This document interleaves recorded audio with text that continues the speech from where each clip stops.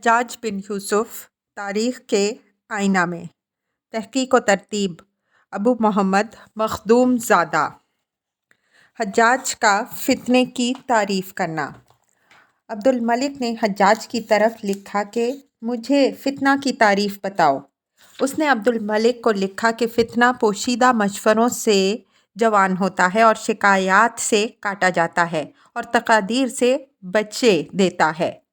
عبد الملک نے اسے لکھا کہ تو نے فتنہ کی بہت اچھی تعریف کی ہے اور اگر تو چاہتا ہے کہ وہ لوگ جو تیرے آگے ہیں ٹھیک رہیں تو ان کو اکٹھا رہنے کا پابند بنا اور انہیں علیحدگی کا موقع بھی دے اور انہیں ضرورت مند بنائے رکھ۔ ہمیں المنقری نے بتایا ہے کہ ہمیں ابو الولید الصباح بن ولید نے بتایا، وہ کہتے ہیں کہ ہم سے ابو ریاش ضبہ بن نفاقہ نے منقلس بن سابق دمشقی پھر سکسکی سے روایت بیان کی کہ جب عبد الملک کو ابن الاشعث کی علیحدگی کی اطلاع ملی تو اس نے ممبر پر چڑھ کر اللہ تعالیٰ کی حمد و ثنا کے بعد کہا کہ اے اہل عراق، میری مدت حیات کے ختم ہونے سے قبل ہی میری مقررہ وقت کے متعلق جلد بازی سے کام لیا ہے۔ اے اللہ، جو ہم سے بہتر ہیں ہمیں ان پر مسلط نہ کرنا اور نہ انہیں ہم پر مسلط کرنا جن سے ہم بہتر ہیں۔ اے اللہ، شامیوں کی تلواروں کو عراقیوں پر مسلط کرنا کہ وہ تیری رضا کو حاصل کر لیں تو اپنی ناراضگی کو ان پر نہ بڑھانا۔ عبد الملک کا خط حجاج کے نام جسے وہ سمجھ نہ سکا۔ عبد الملک نے حجاج کو لکھا کہ تو میرے نزدیک سالم ہے، مگر وہ یہ نہ سمجھ سکا کہ اس فقرے سے عبد الملک کی کیا مراد ہے۔ بس اس نے قتیبہ بن مسلم کی طرف اس فقرے کے مفہوم کی دریافت کے لیے خط لکھا اور خط کو ایلچی کے ہاتھ بھیجا۔ جب ایلچی قتیبہ کے پاس گیا اور اسے خط دیا تو ایلچی نے گوز مار دیا، جس سے وہ بہت پشیماں ہوا۔ قتیبہ نے خط کو پڑھا اور اسے بیٹھ جانے کو کہا تو اس نے کہا کہ میں گوز مارتا ہوں۔ قتیبہ نے کہا یہ کام تو کر چکا ہے، اور قتیبہ نے شرمندہ ہو کر کہا کہ میں نے تجھ سے بیٹھ جاؤ کے سوا اور کوئی بات کہنے کا ارادہ نہیں کیا، مگر تو نے غلطی کی ہے۔ اس نے کہا میں نے غلطی کی ہے تو نے بھی غلطی کی ہے۔ قتیبہ نے کہا یہ تو ایک جیسی بات نہیں، میں تو اپنے منہ سے غلطی کرتا ہوں اور تو اپنے سرین سے غلطی کرتا ہے۔ امیر کو یہ بات بتا دینا کہ سالم ایک آدمی کا غلام تھا اور اس کے ہاں اسے بڑا شرف حاصل تھا اور اس کے متعلق اس کے پاس بہت شکایات جاتی تھیں، تو اس نے کہا وہ مجھے سالم سے برگشتہ کرنا چاہتے ہیں اور میں انہیں چکر دے رہا ہوں، اور ناک اور کان کے درمیان کی کھال سالم ہے۔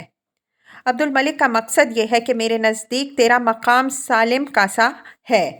جب وہ حجاج کے پاس خط لایا تو اس نے اسے خراساں کی گورنری لکھ دی۔ یہ واقعہ ایک آدمی سے اس طرح بھی بیان کیا گیا ہے کہ وہ خالد بن عبداللہ قصری کی مجلس میں تھا کہ اس نے گوز مار دیا، اور جب ناشتہ آیا تو یہ شخص اٹھ کھڑا ہوا۔ خالد نے اسے کہا کہ بیٹھ جاؤ، وہ نہ مانا، تو اس نے اسے کہا میں تجھے قسم دیتا ہوں کہ تو ضرور گوز مارے گا۔ اس نے کہا کہ میں گوز مار چکا ہوں، تو خالد پشیمان ہو گیا، اس سے معذرت کی اور اسے مال دینے کا حکم دیا۔ حجاج کو ایک مہربان محدث کی تلاش۔ حماد الراویہ بیان کرتا ہے کہ حجاج ایک رات کوفہ میں جاگتا رہا اور اس نے چوکیدار سے کہا کہ مسجد سے میرے پاس ایک محدث کو لاؤ، تو وہ ایک بڑے جسیم آدمی کو ملا اور اس سے کہنے لگا امیر کو جواب دو، اور وہ اسے اپنے ساتھ لے آیا اور امیر کے سامنے پیش کر دیا گیا۔ اس نے نہ سلام کیا نہ بات کی۔ حجاج نے اسے کہا یہ تیرے ساتھ کون ہے؟ مگر وہ پھر بھی نہ بولا۔ اس نے چوکیدار سے کہا کہ اسے باہر لے جاؤ، خدا تجھے غارت کرے، میں نے تجھے حکم دیا تھا کہ میرے پاس کسی محدث کو لاؤ، تو میرے پاس ایک مرعوب آدمی کو لے آیا ہے جس کا دل ہی بیٹھ گیا ہے۔ بس حجاج دراہم کی ایک تھیلی لے کر مسجد کی طرف گیا اور لوگوں کو دراہم دینے لگا، اور وہ لینے لگے یہاں تک کہ وہ اس شیخ تک بھی پہنچ گیا۔ اس نے اسے بھی دراہم دیے۔ اس نے انہیں پھینک دیا۔ حجاج نے اسے دوبارہ دراہم دیے تو اس نے انہیں واپس کر دیا۔ حجاج نے 3 بار اسی طرح کیا۔ پھر حجاج نے اس کے قریب ہو کر کہا، میں حجاج ہوں، تو اس نے دراہم لے لیے۔ حجاج نے محل میں آ کر چوکیدار سے کہا کہ اسے میرے پاس لاؤ۔ وہ آیا تو اس نے بڑے مضبوط دل اور تیز زبان کے ساتھ سلام کیا۔ حجاج نے اسے کہا، تم کس قبیلے کے آدمی ہو؟ اس نے جواب دیا، میں بنی شیبان میں سے ہوں۔ اس نے پوچھا، تیرا نام کیا ہے؟ اس نے جواب دیا، سمیرہ بن الجود۔ حجاج نے کہا، اے سمیرہ، کیا تو نے قرآن پڑھا ہے؟ اس نے جواب دیا، وہ میرے سینے میں ہے۔ اگر میں نے اس پر عمل کیا تو میں اس کی حفاظت کروں گا، اور اگر میں نے اس پر عمل نہ کیا تو اس کو ضائع کر دوں گا۔ حجاج نے کہا، کیا تو فرائض علم میراث کو جانتا ہے؟ اس نے جواب دیا، میں سلب کو فرائض دیتا ہوں اور دادے کے متعلق اختلاف کو جانتا ہوں۔ حجاج نے کہا، کیا تو فقہ جانتا ہے؟ اس نے جواب دیا، مجھے اپنے اہل کی ضروریات کا علم ہے اور میں اپنی قوم کے اندھوں کی رہنمائی کرتا ہوں۔ حجاج نے کہا، کیا تو نجوم کو جانتا ہے؟ اس نے جواب دیا، میں چاند کی منازل کو جانتا ہوں اور میں سفر میں اس سے رہنمائی حاصل کرتا ہوں۔ حجاج نے کہا، کیا تم شعر روایت کرتے ہو؟ اس نے جواب دیا کہ میں مثل اور شاہد کی روایت کرتا ہوں۔ حجاج نے کہا، مثل کو تو ہم بھی جانتے ہیں، شاہد کیا چیز ہے؟ اس نے جواب دیا کہ عربوں کے جنگوں کے اشعار کا ایک شاہد ہوا کرتا تھا، میں اس شاہد کی روایت کرتا ہوں۔ حجاج نے اسے اپنا داستان گو بنا لیا، اور جو بات بھی وہ اس سے پوچھتا اس کے متعلق اس کے پاس علم موجود پاتا۔ وہ خوارج کا ہم مسلک تھا اور قطری بن فجاہ تیممی کے اصحاب میں سے تھا۔ فجاہ اس کی ماں تھی جو بنی شیبان سے تعلق رکھتی تھی، اور وہ تمام کا آدمی تھا، اور قطری اس وقت محلب سے جنگ لڑ رہا تھا۔ اور جب قطری کو حجاج کے ہاں سمیری کے مقام کا پتہ چلا تو اس نے اس کی طرف کچھ اشعار لکھے، جن میں سے یہ اشعار بھی تھے، جب ہم زریں پہن کر جنگ کے لیے جاتے ہیں تو ہمارے اور ابن جعد کے درمیان بڑا فرق پیدا ہو جاتا ہے۔ ہم محلب کے شہسواروں سے جہاد کرتے ہیں اور تلواروں کی ضرب پر ہم سب صبر کرتے ہیں، اور وہ اپنے امیر کے پاس ریشم کے تہبند گھسیٹتے جاتا ہے، حالانکہ وہ امیر تقوی اللہ کا حکم دینے والا نہیں۔ اے ابو جعد، تیرا وہ علم و حلم اور عقل اور تیرے شریف آبا کی میراث کہاں چلی گئی؟ کیا تجھے علم نہیں کہ موت ہر حال میں آنے والی ہے، اور قبروں سے ننگے پاؤں اور ننگے بدن اٹھنا بھی ضروری ہے، اور ثواب رب کی طرف سے ملتا ہے، بس کچھ لوگ فائدے میں اور کچھ لوگ خسارے میں رہیں گے، اور جو کچھ تو نے حاصل کیا ہے وہ سب فنا ہو جانے والا ہے، اور دنیا میں تیری زندگی پرندے کی اڑان کی طرح ہے۔ اے ابو جعد، باز آ جا، تیرے حکمران اس اندھیرے میں پہنچا رہے ہیں جس نے سب کی آنکھوں کو اندھا کر دیا ہے، اور ایسی توبہ کر جو تجھے شہادت عطا کرے، کیونکہ تو گناہ گار ہے، کافر نہیں، اور ہماری طرف چلا آ، تجھے جہاد میں غنیمت ملے گی اور تجھے اس تجارت میں خسارہ نہیں ہوگا، اور یہی وہ انتہائی مقصد ہے جس کے ثواب کی رغبت دلائی جاتی ہے، جبکہ ہر تاجر دنیا میں تو نگری حاصل کر لیتا ہے۔ جب اس نے قطری کا خط پڑھا تو رو پڑا اور اپنے گھوڑے پر سوار ہو گیا اور اپنے ہتھیار لے کر قطری سے جا ملا۔ حجاج نے اسے بہت تلاش کیا مگر اس پر قابو نہ پا سکا۔ حجاج کو صرف اس کا ایک خط ملا جس میں قطری کے وہ اشعار تھے جو اس نے اسے لکھے تھے، اور خط کے نیچے اس نے حجاج کو یہ شعر لکھے، اور حجاج کو کون یہ اطلاع دے کہ سمیرہ خوارج کے دین کے سوا ہر دین سے عداوت رکھتا ہے۔ اس نے لوگوں کو اپنے ہم نواؤں کے سوا لعنت کرنے والے اور درمیانے راستے کو چھوڑنے والے پایا ہے، بس میں اللہ تعالیٰ پر اعتماد کرتے ہوئے اللہ تعالیٰ کی طرف آ گیا ہوں، اور میری مصیبت کو خدا کے سوا کوئی دور کرنے والا نہیں ہے۔ میں ایک ایسی جماعت کی طرف آ گیا ہوں جس کے لوگ دن کو جنگ کے وقت شیر ہوتے ہیں، اور جب رات چھا جاتی ہے تو وہ رونے والی عورتوں کی طرح کھڑے ہو جاتے ہیں اور وہ تحکیم کے لیے بلاتے ہیں۔ خدا کی قسم وہ عمر کے فیصلے کو تیز ہواؤں کی طرح سمجھتے ہیں، اور ابن قیس کا فیصلہ بھی اسی قسم کا ہے۔ پس مضبوط رسی کو پکڑ لو جو بوسیدہ ہونے والی نہیں ہے۔ حجاج نے یہ خط انبسہ بن سعید کی طرف پھینک کر کہا کہ یہ ہمارے شیبانی داستان گو کا خط ہے۔ وہ خارجی تھا جس کے متعلق ہمیں پتہ نہیں تھا۔ ابو جعد سمیرہ بن الجعد کو حجاج کا داستان گو تھا۔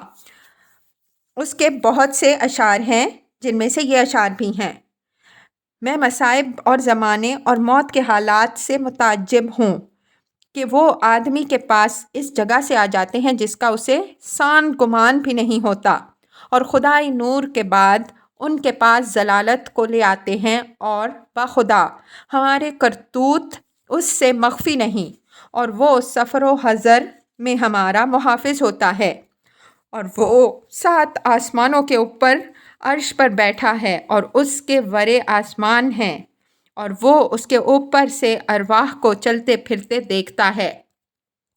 بعض لوگ کہتے ہیں کہ یہ شعر کسی دوسرے خارجی کے ہیں۔ خوارج کی متفقہ اور اختلافی باتیں۔ صاحب مروج الذہب علامہ مسعودی لکھتے ہیں، خوارج کی جماعتوں میں سے اباضیہ اور ازارقہ وغیرہ کے بہت اچھے واقعات ہیں جن کا ذکر ہم نے اپنی دونوں کتابوں اخبار الزمان اور الوسط میں کیا ہے۔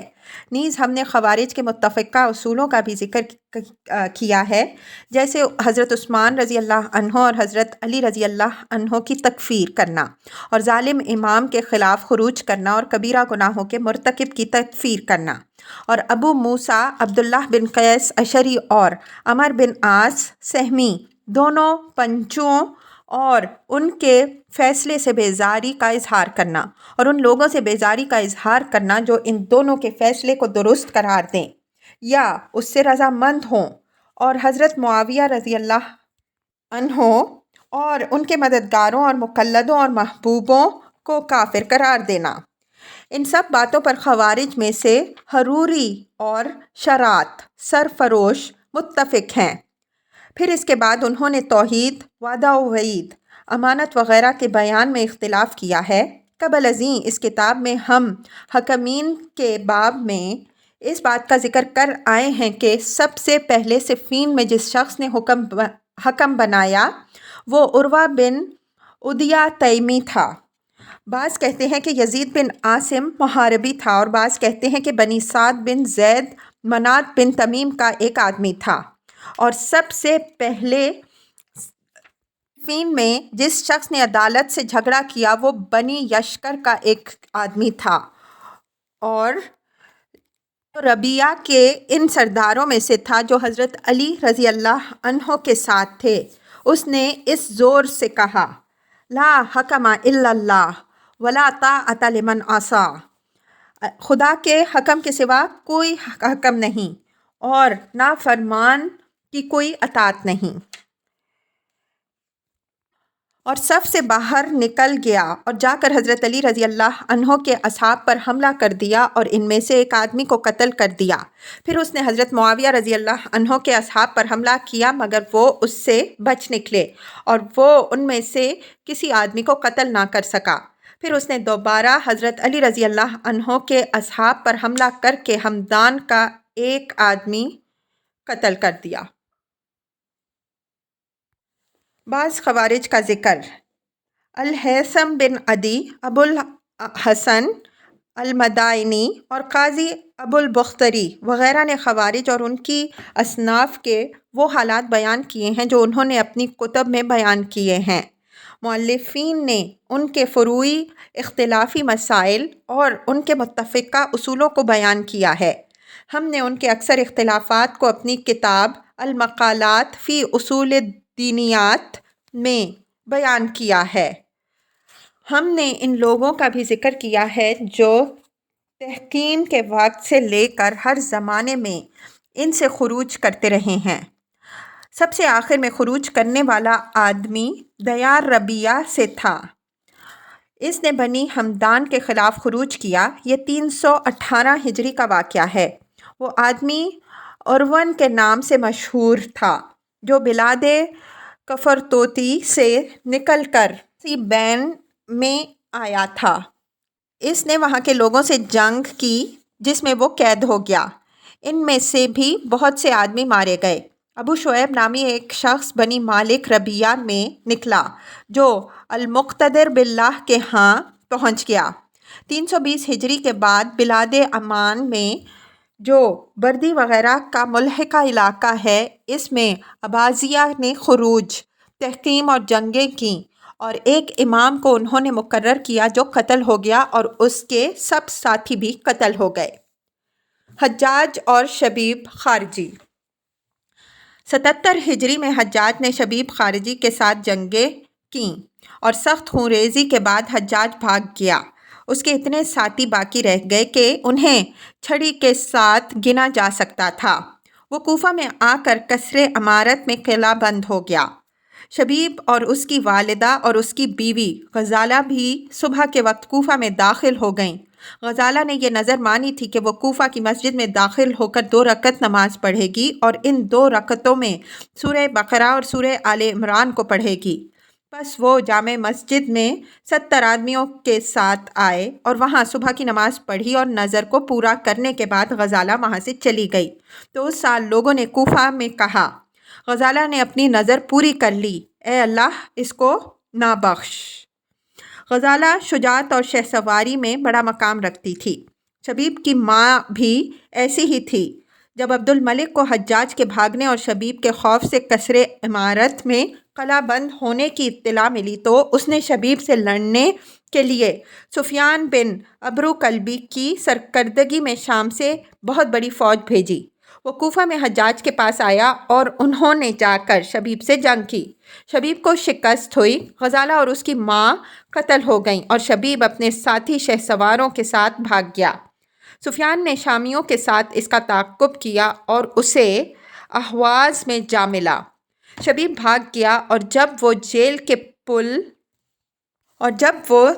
کے پل پر پہنچا تو اس کا گھوڑا بدک گیا۔ وہ بھاری لوہے کی زرہ اور خود پہنے ہوئے تھا۔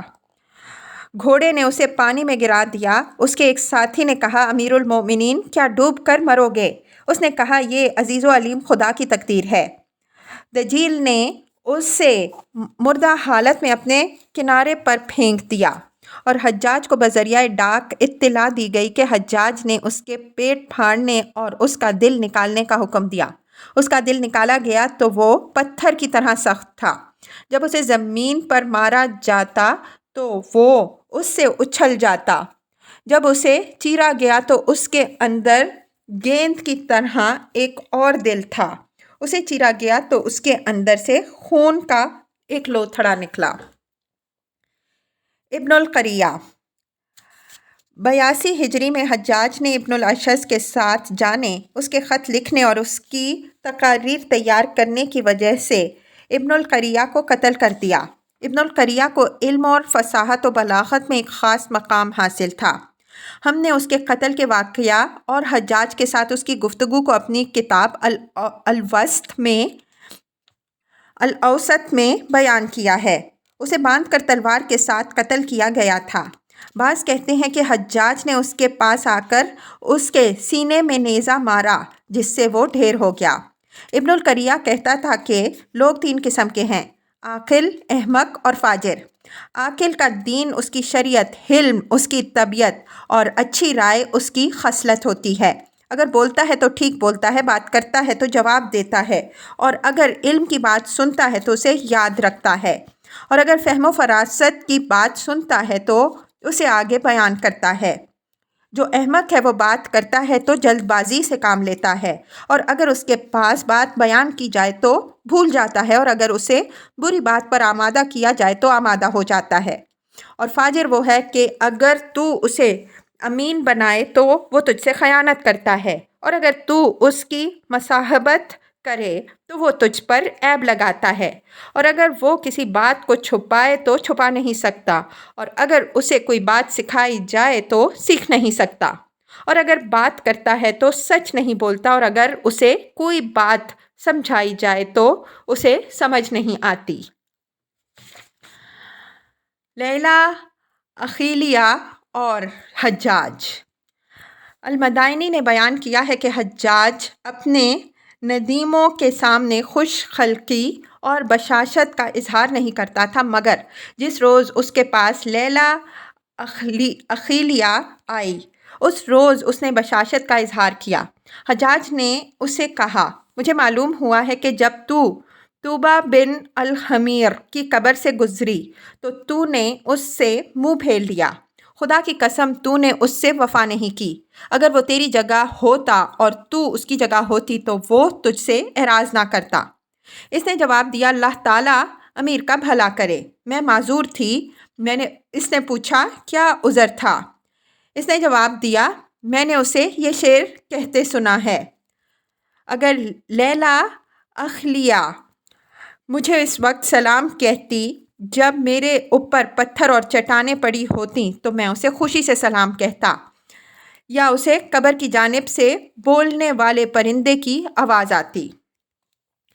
میرے ساتھ ایسی عورتیں تھیں جنہوں نے اس کے ان اشعار کو سنا تھا تو میں نے اس کی تکذیب کو ناپسند کیا۔ حجاج نے اس کی اس بات کی تحسین کی اور اس کی ضروریات پوری کی اور خوب دل کھول کر اس سے باتیں کیں۔ اس دن سے زیادہ خوش اسے کبھی نہیں دیکھا گیا۔ حماد الراویہ نے اس بات کو ایک اور طرح بیان کیا ہے، وہ یہ کہ لیلہ کے خاوند نے جب کہ وہ رات کے وقت توبہ کی قبر کے پاس سے گزر رہے تھے، لیلہ کو یہ قسم دی کہ وہ اس کی قبر کے پاس جا کر اسے سلام کہے اور اس کے ان اشعار کی تکذیب کرے جن کا ذکر پہلے ہو چکا ہے۔ راوی کہتا ہے کہ میں نے ایسا کرنے سے انکار کیا تو اس کے خاوند نے اسے قسم دی اور وہ سواری سے اتر کر اس کی قبر کے پاس آئی اور سفید بادلوں کی طرح اس کے آنسو اس کے سینے پر بہہ رہے تھے۔ اس نے کہا، اے طوبہ، السلام علیک۔ ابھی اس کا سلام پورا نہیں ہوا تھا کہ قبر پھٹ گئی اور اس میں سے سفید کبوتری کی طرح ایک پرندہ نکلا تو اس نے اپنے سینے پر ہاتھ مارا اور مر گئی۔ بس وہ اس کے کفن دفن میں لگ گئے اور اسے طوبہ کی قبر کے پہلو میں دفن کر دیا۔ عربوں کی بعض عادات۔ ہم نے قبل عزیز کتاب میں الہام الصدا اور السفر کے متعلق عربوں کی بہت سی باتوں کا ذکر کیا ہے کہ عرب مردے کو دفن کرنے کے بعد اس کی قبر کی ایک جانب اونٹنی کو باندھ دیتے تھے، اس پر ایک عرق گیر یا گدی ڈال دیتے تھے اور اس کا نام البلیلہ رکھتے تھے۔ انہوں نے اس کی مثالیں بھی بیان کی ہیں جن کا ذکر ان کے خطباء نے اپنے خطبات میں کیا ہے۔ وہ کہتے ہیں، البلایا علی الولایا، ان میں سے بعض دائیں طرف سے بائیں جانب گزرنے والے سے بری فعل اور بائیں سے دائیں جانب گزرنے والے سے نیک فعل لیتے ہیں اور بعض اس کے برعکس بھی فعل لیتے ہیں۔ نجدمی دائیں سے بائیں گزرنے والے سے نیک فعل لیتے ہیں اور اہل تہامہ اس کے الٹ کرتے ہیں۔ اس بارے میں ہم قبل ازیں عبید الرائی کا قول پیش کر چکے ہیں۔ حضرت علی رضی اللہ عنہ کا اپنے اصحاب کو سرزنش۔ المنقری نے ہم سے بیان کیا کہ ہمیں عبدالعزیز بن خطاب کوفی نے بتایا کہ ہمیں فضیل بن مرزوق نے بتایا۔ وہ بیان کرتا ہے کہ جب بصر بن ارطاط کو یمن پر غلبہ حاصل ہو گیا، اس سے پہلے وہ عبید اللہ بن عباس کے دونوں بیٹوں کے قبضے میں تھا اور اہل مدینہ و مکہ اور یمن جو تھے سو تھے۔ حضرت علی بن ابی طالب رضی اللہ عنہ خطبہ کے لیے کھڑے ہوئے تو آپ نے حمد و ثناء الہی اور حضرت نبی کریم صلی اللہ علیہ وآلہ وسلم پر درود پڑھنے کے بعد فرمایا کہ بصر بن ارطارہ یمن پر غالب آ گیا ہے اور خدا کی قسم میں اس قوم کو دیکھ رہا ہوں کہ وہ تمہارے مقبوضہ علاقوں پر غالب آتی جا رہی ہے، اور اس وجہ سے نہیں کہ وہ حق پر ہیں بلکہ وہ اپنے آقا کی اطاعت کرتے ہیں اور اس سے راست روی اختیار کرتے ہیں، اور تم میری نافرمانی کرتے ہو اور وہ ایک دوسرے کی مدد کرتے ہیں، اور تم ایک دوسرے کو بے یار و مددگار چھوڑ دیتے ہو۔ وہ اپنے شہروں کی اصلاح کرتے ہیں اور تم اپنے شہروں کو خراب کرتے ہو۔ اے اہل کوفہ، خدا کی قسم میں چاہتا ہوں کہ میں تم میں سے ہر ایک کو 10 دینار دے کے فروخت کر دوں۔ پھر آپ نے دونوں ہاتھ اٹھا کر دعا کی، اے اللہ، میں ان سے اکتا چکا ہوں اور یہ مجھ سے اکتا چکے ہیں، مجھے ان کے بدلے میں برا آدمی دے دے۔ اے اللہ، جلد ہی ان پر ثقفی کو مسلط کر دے جو دامن کو گھسیٹ کر چلنے والا اور بہت کجرو ہے، جو ان کی سبزی کو کھا جائے گا اور ان کی اون کو پہن لے گا اور ان میں جاہلیت کے طریقے کے مطابق فیصلے کرے گا، نہ ان کی نیکی قبول کرے گا نہ ہی ان کی برائی سے درگزر کرے گا۔ راوی کہتا ہے کہ اس وقت تک حجاج پیدا نہیں ہوا تھا۔ حجاج کا نعمت کے متعلق سوال کرنا۔ ہمیں الجوہری نے سلیمان بن ابی الشیخ الواسطی سے، اس نے محمد بن یزید سے، اس نے سفیان بن حسین سے بتایا۔ وہ بیان کرتا ہے کہ حجاج نے الجوہری سے پوچھا کہ نعمت کیا چیز ہے؟ اس نے جواب دیا، امن، کیونکہ میں نے خوفزدہ آدمی کو دیکھا ہے کہ وہ زندگی سے کوئی فائدہ حاصل نہیں کر سکتا۔ حجاج نے کہا، مجھے کچھ اور بتاؤ۔ اس نے جواب دیا، صحت، کیونکہ میں نے بیمار کو دیکھا ہے کہ وہ بھی زندگی سے زیادہ فائدہ حاصل نہیں کر سکتا۔ حجاج نے کہا، کچھ مزید بتاؤ۔ اس نے جواب دیا، شباب، کیونکہ میں نے دیکھا ہے کہ بوڑھا آدمی بھی زندگی سے فائدہ حاصل نہیں کرتا۔ حجاج نے کہا، کچھ اور بتاؤ۔ اس نے جواب دیا، ونگری، کیونکہ میں نے محتاج کو دیکھا ہے کہ وہ بھی زندگی سے فائدہ حاصل نہیں کرتا۔ حجاج نے کہا، کچھ اور بتاؤ۔ اس نے کہا، میں اس بارے میں مزید کچھ نہیں کہہ سکتا۔ حجاج کی تقریر جب لوگوں نے اس کی موت کی جھوٹی خبر اڑا دی۔ ہمیں الجوہری نے مسلم بن ابراہیم ابی عمر الفراہیدی سے، اس نے سلط بن دینار سے بتایا، وہ کہتا ہے کہ حجاج بیمار ہو گیا تو اہل کوفہ نے اس کی موت کی جھوٹی خبر اڑا دی۔ جب وہ اپنی بیماری سے رو بصحت ہو گیا تو وہ اپنی بیساکھیوں پر جھک کر چلتے ہوئے ممبر پر چڑھا اور اس نے کہا کہ اہل شقاق و نفاق کے نتنوں میں شیطان نے پھونک ماری ہے کہ حجاج مر گیا، حجاج مر گیا۔ تو کیا ہوا؟ خدا کی قسم، میں موت کے بعد سب بھلائی کی امید رکھتا ہوں، اور اللہ اپنی مخلوق میں سے کسی کو دنیا میں ہمیشہ رکھنے پر راضی نہیں ہوا مگر جس کو اس نے ذلیل کر دیا، یعنی ابلیس۔ خدا تعالیٰ کے صالح بندے حضرت داؤد علیہ السلام نے دعا کی کہ اے اللہ، مجھے بخش دے اور مجھے ایسی حکومت عطا فرما کہ میرے بعد اس جیسی حکومت کسی کے پاس نہ ہو، اور ایسے ہی ہوا۔ پھر وہ فنا ہو گئے، گویا کبھی تھے ہی نہیں۔ لوگوں، تم سب ایک آدمی کی طرح ہو، اور ہر زندہ مرنے والا ہے اور ہر تر خشک ہونے والا ہے، اور ہر آدمی اپنے کپڑوں کے ساتھ اپنی قبر میں لے جایا جائے گا، اور اس کے لیے 3 ہاتھ لمبی اور 2 ہاتھ چوڑی زمین کھودی جائے گی۔ زمین اس کے گوشت کو کھا جائے گی اور اس کے خون اور پیپ کو چوس لے گی، اور دونوں حبیب یعنی مال اور اولاد واپس آ کر ایک دوسرے سے حصہ لیں گے۔ اس کا پیارا بیٹا اس کے پیارے مال سے حصہ لے گا، اور جو لوگ جانتے ہیں وہ عنقریب میری بات کو سمجھ لیں گے۔ والسلام۔